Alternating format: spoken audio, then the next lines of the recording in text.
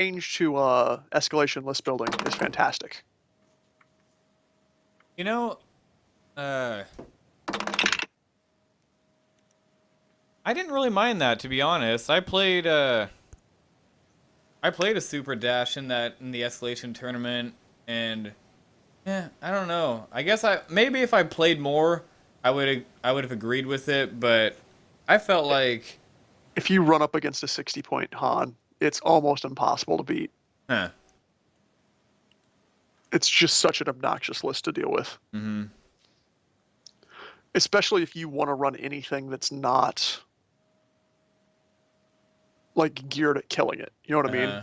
Like if you're wanting to run any other style of list, you just don't have time. Yeah. Because realistically, like I want to bring Fell, right? So I have like a 34-point Fell or a 35-point Fell. If I want a chance at killing Super Han or like a really fat Han, like I have to not bring anything else because I don't have time to kill him. You know what I mean? Like if he kills one TIE fighter and then runs for the entire match, I Yeah. lose. Well, in a timed, yeah, I get that. Okay, so 2 crits.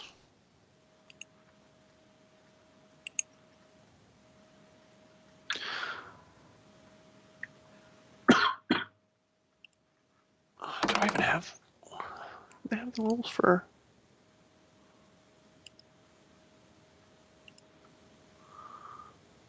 Do we have the rules for debris fields? Someone find the rules for debris fields and link that to me in chat. I'm apparently not capable of doing that.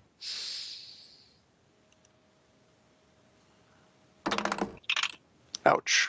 That's a pretty brutal roll.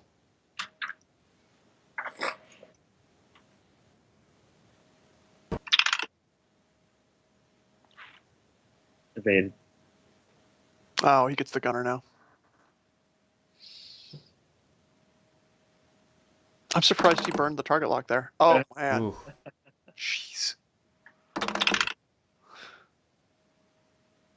He predatored to 1, right?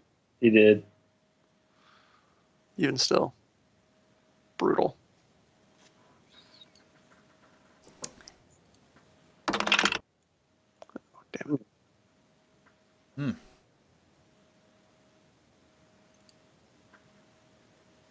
That was a lot of shooting for only 2 damage. Yep.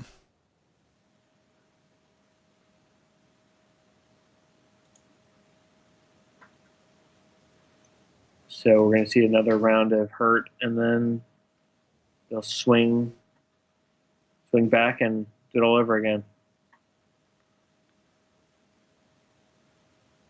Yeah, now. What are you doing with Hoiken? See. 3 forward.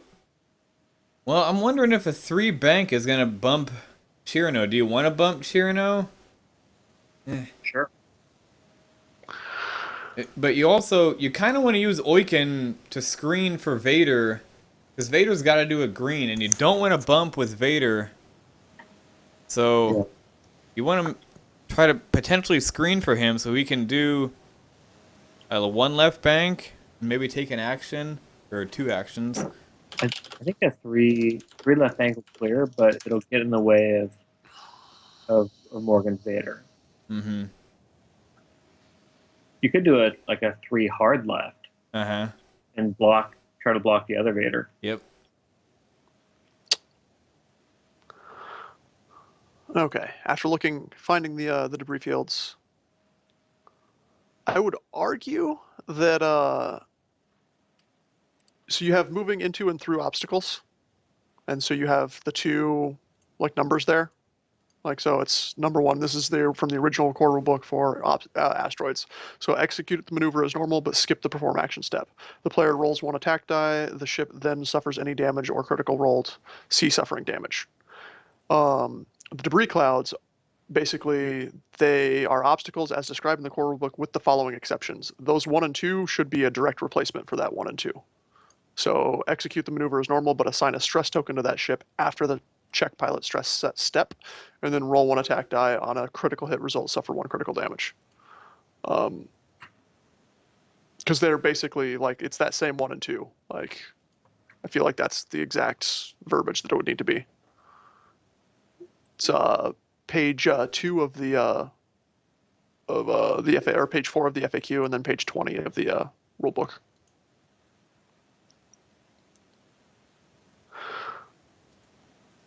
Now, granted, local TOs can rule things how they want. I specifically sat down at that 2v2 tournament I was talking about at Adepticon and explained how Dauntless works, because it was like right after I had learned about it, but it was before the FAQ came out to really set the wording up properly. And my opponents were like, "Oh yeah, okay, that makes sense. That's how it works." And then we got into it, and he like wanted to do this, to do the incorrect. Basically, he wanted to reveal a green, lose the stress, and then it's Dauntless. I was like, "Well, no, remember we talked about this. That's not how that works." And then the TO was like, "Well, no, that's how Dauntless works." And I had to eventually like pull up the FAQ on my phone, be like, "Here's the actual steps. There is a step thing here." So that would be my argument. Now, I mean, that is a good. I feel like that's something that would be good to be added to the FAQ in there. That's the direct replacement.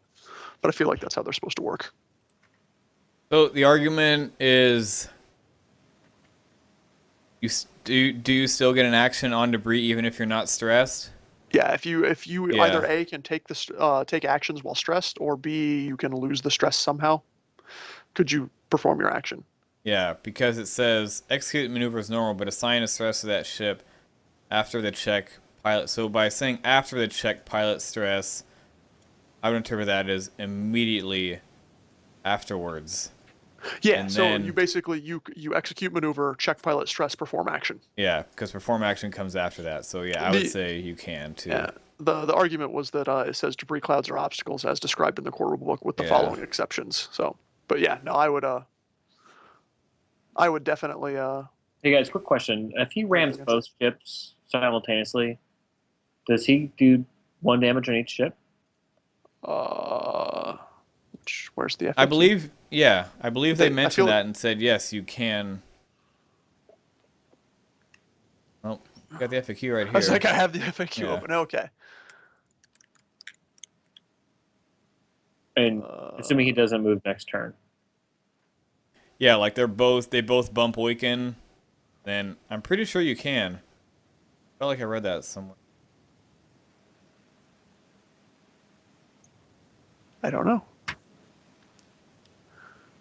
This is also one of those, like, if, for example, Morgan had that question, right?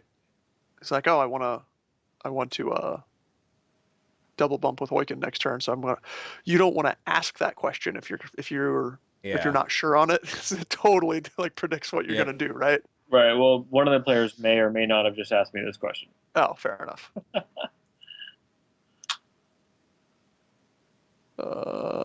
Drop bombs. I'm not seeing it in the FAQ anywhere. Chat? Anybody know? Yes, damage on each. Only possible with parallel bases. Yeah.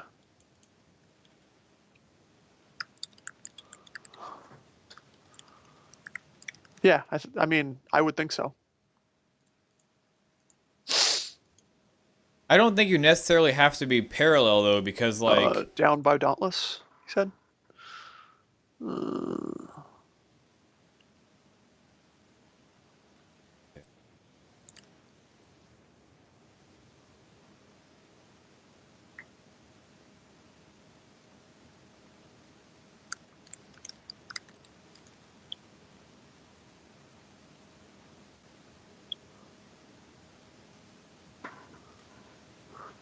And that's just 1 damage to each ship. Yeah. All right. yeah. That's so what I would in guess. the FAQ it says Loiken. It refers to page 5. It says touching multiple ships. A ship can end its maneuver touching multiple ships. If a ship overlaps 2 ships and its own base ends its maneuver touching both ships, it is overlapped after moving backwards along the template. The overlapping ship is considered to be touching both overlapped ships, and both overlapped ships are touching it.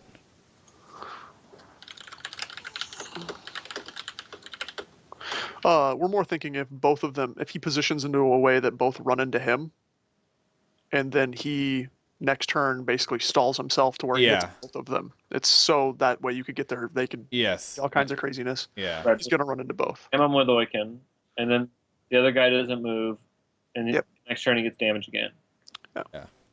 The thing is, yeah, Tex is in a bad spot because he's got to either go straight or bank right to clear that stress. He can't. He certainly can't bank left. So he's either got to just hard turn left or right and keep the stress, or just go right into that. And I think Morgan could easily one left bank with Vader, and then like do a barrel roll right to block any straight move by Cheer Node to protect Vader, and then also probably line up a good shot against Texas Vader. Well, but we're talking about right now if Oiken jumps like a 3 left bank Yeah. or a 3 left turn, right? Like just puts himself right in there. But then if he Like, does they're not that, gonna be able to move. it worries. The worry is that Vader won't have room to do a green move. Then he would bump into the back of Woykin, which you really don't want to happen. You could just 2 forward with Vader. So I'm gonna be right back. Like if Oiken does a 3 left turn, A 3 left turn, yeah, that would be good. get that out of the way, I think.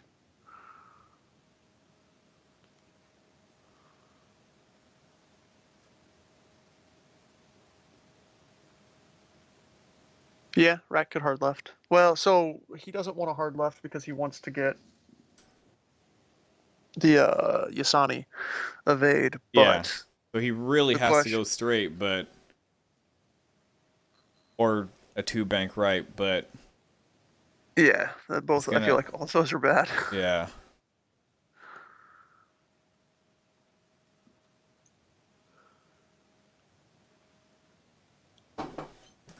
Yeah, it looks like everyone's taking a bio break.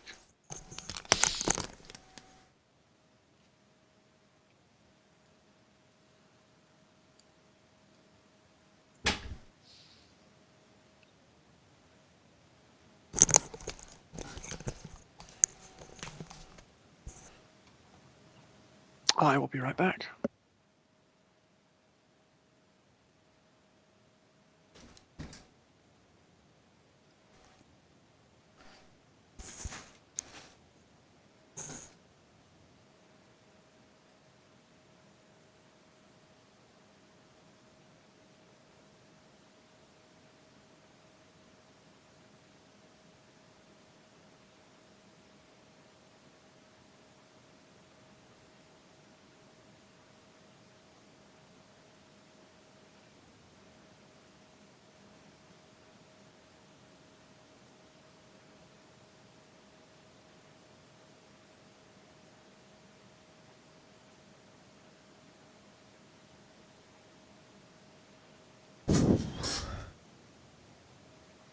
You know, one thing that's telling about looking at these lists, not only the 2 nearly identical makeups, but if you can't see from looking at Tex's, but these are both engine upgrades. So not only has he stacked them on each of his ships, but if you look at Morgan's, it's the one upgrade all 4 ships have. So any of you younger players looking at what some of the more experienced guys like to run, I know everyone knows theorists will put an engine upgrade on motherfucking anything. For 4 points, when I first started out, I looked at that as, wow, 4 points, is that really worth it just to be able to boost? But yeah, nowadays it's such a positional game. You find that, especially with ships that are going to be out there a long time and last a long time, it just really helps to have it.